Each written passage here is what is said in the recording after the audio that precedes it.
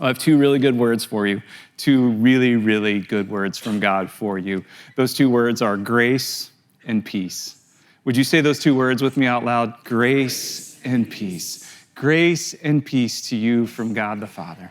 No matter who you are, no matter what you've done, he has grace and peace available to you. And it doesn't matter who you are, what you've done, or what's been done to you. We need his grace and his peace. And I can tell you about his grace. His grace is sufficient. It's enough. It's enough to cover over the things you've done, and enough to cover over the things that have been done to you, and the mistakes that have been made, and the pain and the heartache and the suffering. His grace is sufficient to bring you peace between you and him. And the beautiful thing about that is when you have peace between you and God on the inside, then you have peace with yourself. And when you have peace with yourself, then you're free to have peace with the world you're trying to navigate. And what a gift that is. And so God has this for you, grace and peace from the Father to you. We're in a message series right now called Question Mark, where we're taking a little journey through the New Testament book of Mark. Mark is a gospel. It tells the story of the life of Jesus. A great place to start reading the Bible. If you've never read the Bible before, you can go to the table of contents in a Bible and look up Mark and turn to that book and read the life of Jesus and discover who he is and hear God speak to you through the scriptures. But our memory verse from the book of Mark is found in Mark chapter 8, verse 36, and I'd love for you to read it out loud as we work on memorizing God's words to us. Let's read that together. What good is it for someone to gain the whole world yet forfeit their soul? This is a question that Jesus asks, and it's a question that I believe is super relevant for today, that he's still asking. What good is it for someone to gain the whole world? Like to have everything you ever wanted, to have all your wildest dreams come true, to have all the success, everything that you ever desired in this world, yet forfeit your soul.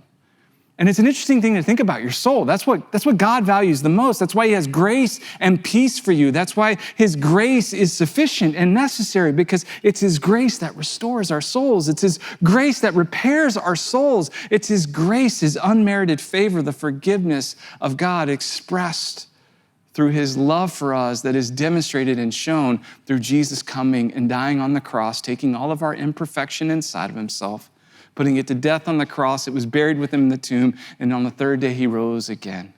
His grace is sufficient, and his grace is for you, and his grace brings peace to your soul. You see, this is what God values the most, but we lose sight of our souls so often. It's so easy to do. And so I want you to think, how do you know if your soul is in trouble? How do you know if your soul's in trouble? Like, what are the signs? What are the symptoms of a soul that is in trouble? Or I can word it differently, a troubled soul. When you have a trouble, maybe that's a little easier to process. When you have a troubled soul, what are the signs of that? Well, we know that when God's Spirit is within us and his Spirit is reigning inside of us, and we have peace with God and ourselves and the world that we're living in, then our lives will overflow with the fruit or evidence of the Holy Spirit: love, joy, peace, patience, kindness, goodness, faithfulness, gentleness, and self-control. This is the evidence that there is peace in our souls, that we have his grace and peace.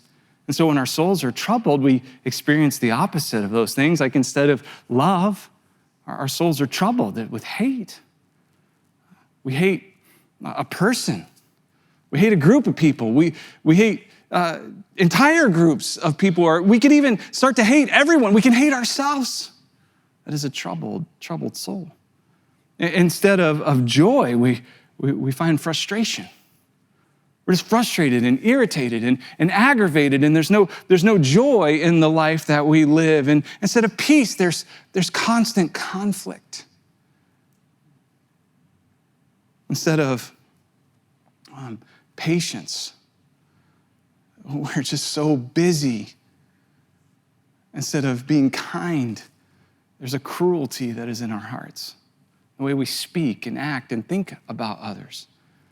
The signs of a troubled soul are pretty obvious. And I think we live in a pretty troubled world. Wouldn't you agree?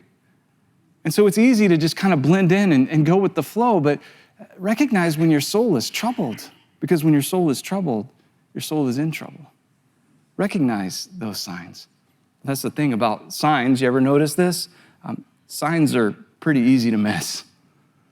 Signs are pretty easy to miss. We miss them all the time. There's some things that are pretty obvious, and we can just miss signs. I mean, for instance, I don't know if you've ever been pulled over by a police officer, and the officer was like, do you know how fast you're going? And you're like, yes, I was going 55. And the police officer says, well, the speed limit is 35. And you said, what are you talking about? And he says, there's a sign right back there. I must have missed it. We can miss signs like that pretty easily. We can miss other signs, like I can't tell you how often I've heard people say, I lost my job and I never saw it coming. I'm like, well, what's been going on at work? Well, I don't know. I thought things were pretty good. I mean, like 3 months ago, they put me on a performance plan, and okay, hold on. That's never a good sign. I can tell you that. And so like you never saw it coming, or my spouse left me and I never saw it coming. And you dig in and the signs were there, but we miss them. We miss the health signs, the deteriorating health. We don't pay attention to them. We don't get them checked out. We don't pay attention to them. We miss signs all the time. And this is certainly true as we think about who Jesus is and his grace and peace and the relationship that we can have with him and the goodness of who he is and that he's for us. And so in Mark chapter 8, we find that Jesus is once again being questioned by the Pharisees, the religious leaders of his day. And the religious leaders of his day were doing their job. They were checking Jesus out and they were asking him questions. And so we'll pick it up in Mark chapter 8, verse 11 through 14. It says, the Pharisees came and began to question Jesus. To test him, they asked him for a sign from heaven. He sighed deeply and said, why does this generation ask for a sign? Truly, I tell you, no sign will be given it. And so here is Jesus, and he's at a point in his life, his time here on earth, where he's been in the public eye for a little bit, and he's been doing some pretty significant things. And yet the Pharisees are asking him to prove it. Prove who you are by giving us a sign. I don't know, have you ever asked God for a sign? Like, God, give me a sign. And you're like, no, that one wasn't good enough. I'm gonna need another sign. God, show me a sign. It's like, no, I want the sign the way I want the sign to be, and I want the sign to read the way I want it to read, because that's the thing, we miss signs all the time, but why? Well, sometimes we miss the signs because we aren't paying attention. We're just not really paying attention to what God is showing us. And this could certainly have been true with the Pharisees in this time and place. They weren't really paying attention to what Jesus was doing, and so they were missing it. Sometimes we miss the signs because we think we already know where we're going. Like we've got it figured out. I don't need any signs. And so, I'm gonna do my thing because I know exactly where I'm going. And then you miss a sign and you wind up lost. We miss the signs sometimes because we don't like what the sign may say. Maybe you did see the 35-mile-an-hour speed limit sign and you're like, that's stupid. I should be able to drive whatever speed I want to. That's the wrong speed limit for this road I'm on. Sometimes we miss the signs because we assume that the signs are wrong. We may think they're outdated or antiquated, or that somehow we've evolved beyond whatever that sign may be. We may know better. And sometimes, and I think most of all, we miss the signs because we just don't really want to know the truth. We don't really want to know the truth. And so here are the Pharisees, and they're asking Jesus for a sign. And it's just the reality of this. He sighed deeply. This is okay. Why does this generation ask for a sign? Truly, I'll tell you, no sign will be given to it. But here's the point.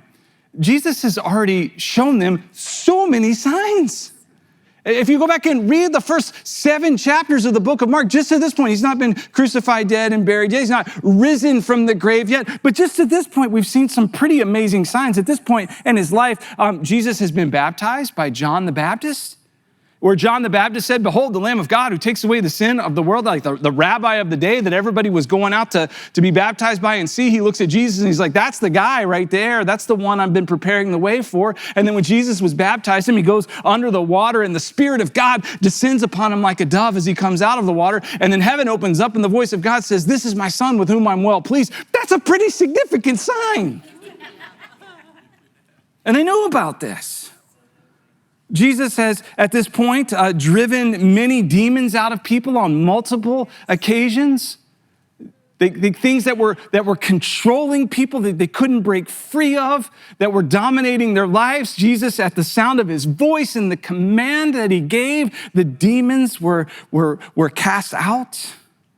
He's healed tons of people publicly, made the lame walk, the blind to see. He's cleansed those with leprosy and healed all kinds of other diseases. Huge crowds are following him all over into remote places, all over the countryside, just to hear him preach good news, just to hear him talk about his Father and about his Father's kingdom, to hear and listen to him. These crowds are coming. That was a pretty significant sign. At one point, Jesus controlled the weather. He calmed the storm. That's pretty significant. Another time he raised a dead girl back to life. Okay. That's really, and that was a synagogue ruler, a religious leader. It was his daughter. I mean, word is spreading. They're aware of this. That's a pretty significant sign. He sent his disciples out to heal people in his name and to drive out demons in his name. He actually sent them to do the work that he had been doing. And so now it's expanded and has exponentially gotten bigger. Another time he fed 5,000 people with a few loaves of bread and a couple of fish. And they all ate and they gathered 12 basketfuls of leftovers. And then he followed that up with 4,000 people that he fed with a couple of loaves of bread and fish, just so they would know it wasn't a fluke. Pretty significant signs. And then shortly before this, Jesus walked on water.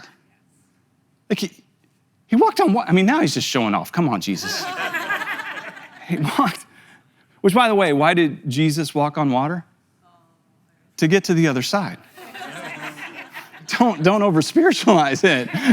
His disciples had already left. They were out in a boat, and he was trying to get to them. So he's like, the best way to do this is I'll just walk out to them. And he walked on water. But the Pharisees weren't looking for the signs. They were missing them, because signs are easy to miss. We miss them. We miss them in our practical day-to-day lives, but we can certainly miss them spiritually. How do you know when your soul is in trouble? Well, is your soul troubled? Is it full of hate? Is it full of frustration? Is it full of conflict? Is it full of anger and anxiety and fear? Grace and peace to you from the Father. Here is the sign that he gives us. He gives and extends us his grace. So pay attention to the signs. It is really important to pay attention to the signs. Don't blow them off and think, they're not a big deal. They are a big deal, because your soul is what matters the most. What good is it to gain the whole world?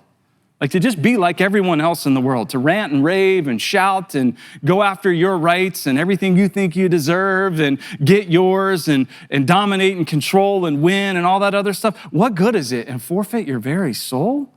God says that's no good at all. That's not what you were created for. You are fearfully and wonderfully made in the image of God. Created in his image to be his lovely, beautiful creation in the world that he's placed you into, to be conduits of his love moving through you. That's why at one church we pray for one. It goes like this: God, please give me one person to share your love with. Would you pray that out loud with me? God, please give me one person to share your love with. Pay attention to the signs. We continue reading in the next verse. It says, then he left them, got back into the boat, and crossed to the other side. The disciples had forgotten to bring bread except for one loaf they had with them in the boat. Be careful, Jesus warned them. Watch out for the yeast of the Pharisees and that of Herod. Be careful. Watch out for the yeast of the Pharisees and that of Herod. And so what Jesus is saying is here is, hey, pay attention to the signs. Pay attention to when there's hate. Pay attention to when there's frustration. Pay attention to where there's conflict. Pay attention to where you're not valuing love, joy, peace, patience, kindness, goodness, faithfulness, and gentleness, and self-control. Pay attention to who you're following and who you're listening to and what you're valuing and what you're saying is good. Pay attention to these things. These are troubling signs. And so he says to the yeast of the Pharisees and that of Herod, he calls it yeast because it lives. Yeast is a living dynamic that causes the bread to rise, and it expands and it infiltrates the whole thing. And these things, these signs, they get into us. And if we don't pay attention to them, if we're not aware of them, then they just become a part of us. And Jesus is like, hey, you wanna pay attention to this. So there's some things we wanna watch out for. Watch out for personal agendas.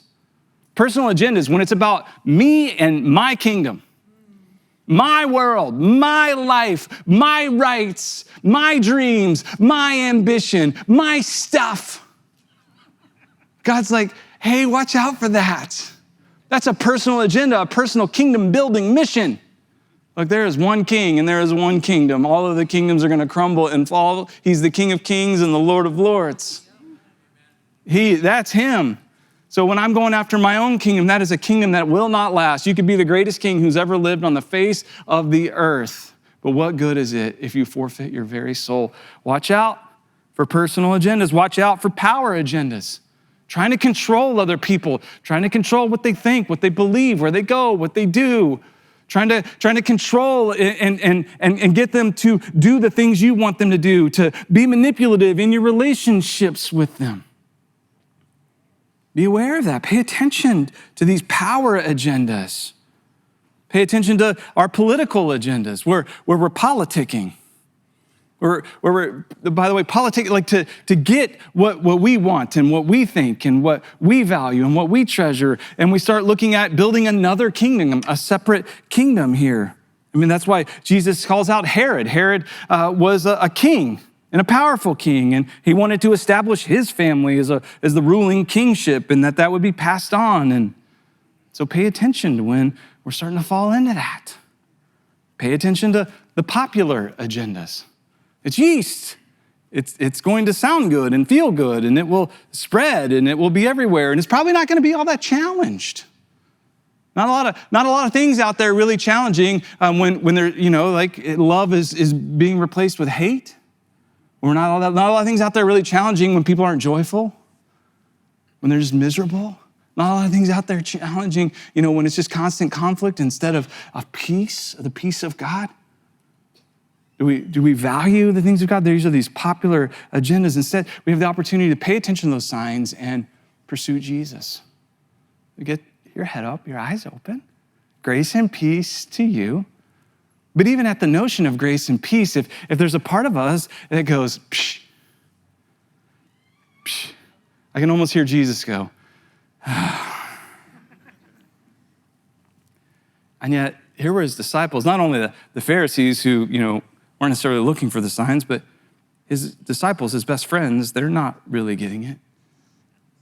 So it's easy to miss signs, so pay attention to the signs, but also know what the signs mean.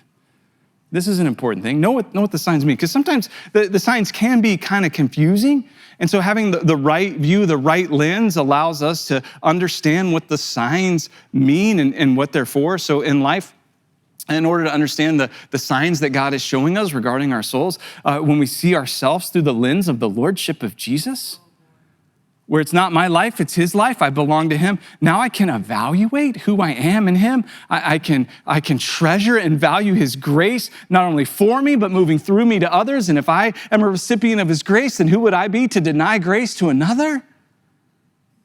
We start to have this view, this world view that says, yes, this is all about who Jesus is, what he did, and what he promised to do. This is how we can understand what the signs mean. But sometimes signs are confusing. Sometimes we think we got them all down, like the road signs that we follow when we drive. Like we can be pretty confident that we have them down. So we'll do a quick little road sign quiz. Okay, I'm going to put up just a road sign, and you tell me what it means. Okay, sign number 1. What does this sign mean? Stop. Okay, it says it on it. So that's got to be the easiest one. It's a red stop sign, so it means stop. All right, sign number 2. Yield. Once again, it says it on that, but apparently none of you really know what it means. Yield means to let somebody else go. And a lot of people think yield means speed up. It's like a yellow light means go faster. All right, how about this one? A little bit tougher. What's this road sign? Slippery when wet. All right, good job. All right, here's a tougher one. What's this road sign mean? I don't know. Narrow bridge. Narrow bridge. I don't know why I really need a sign to tell me that the bridge is narrow. I kind of figure that out when I'm on it. All right, I got one more for you. What's this sign mean?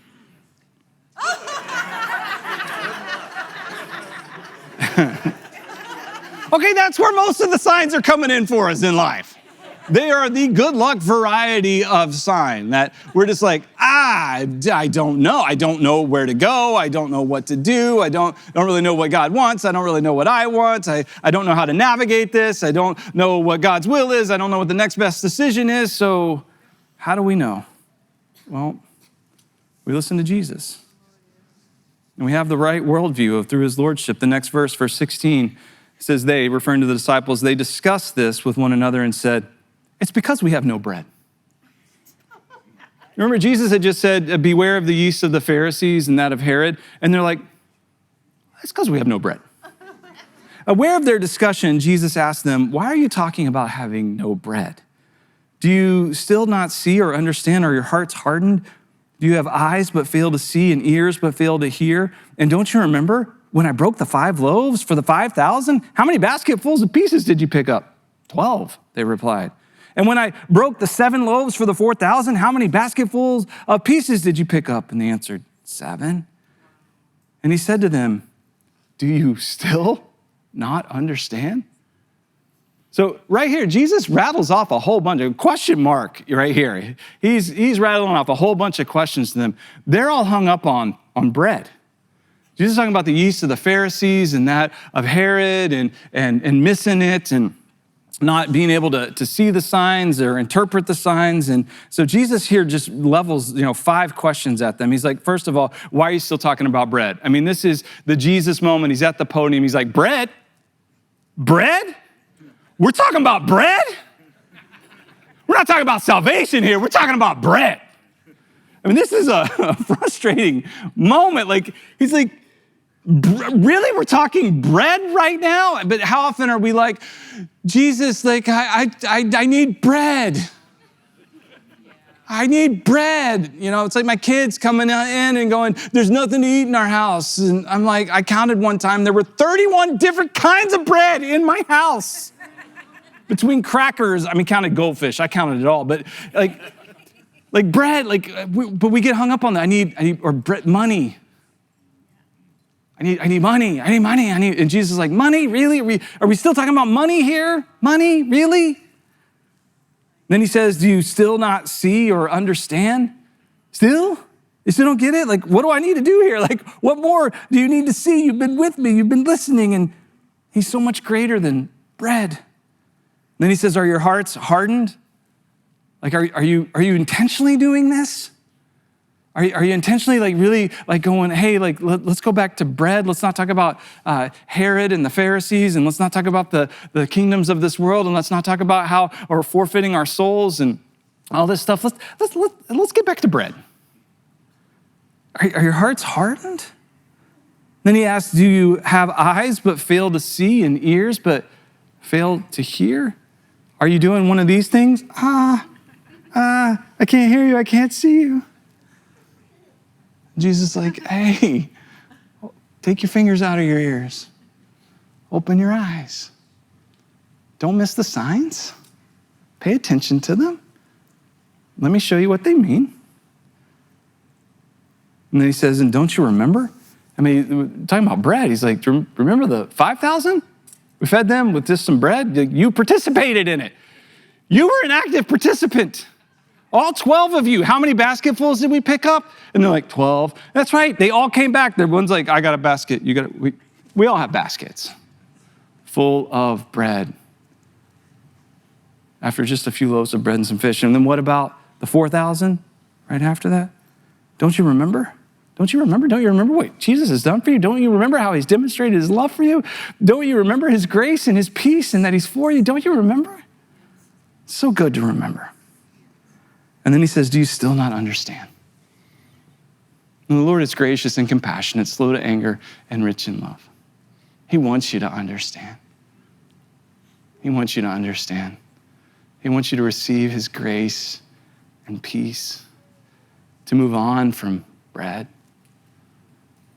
to see the signs that are right before you, that God is for you, not against you, that he's madly, passionately head over heels in love with you, that he has made a wonderful way to invite you into the family of his Father, and he is preparing a room in the Father's house for you, and he's setting a seat at the Father's table for you where you belong, because that's what you were created for. Do you still not understand? There is so much more to this life than bread. So much more. And so when we celebrate communion, it starts with bread. For a reason, Jesus is the bread of life. He is our sustenance. He is exactly what we need in the fullness of that. And so in communion, whether you have bread and juice with you or not, you can participate by remembering.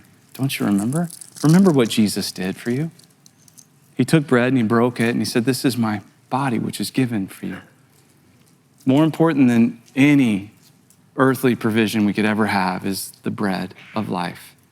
If you're saying yes to Jesus as your Savior, would you say yes out loud? Yes. And he took a cup and he said, "This cup is a reminder of a new promise, a new relationship dynamic. A new kingdom is established. He is the King of Kings and the Lord of Lords, and he will reign. He conquered death.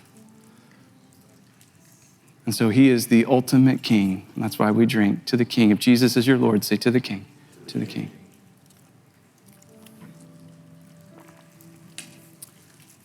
Right now, I would invite you to receive grace and peace from Jesus.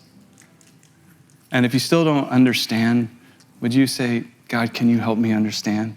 Would you just try that? Maybe open up your hands and just say, "God, will you help me understand? God, will you help me understand?"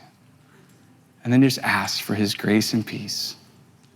God, give me your grace and peace. Be still with me.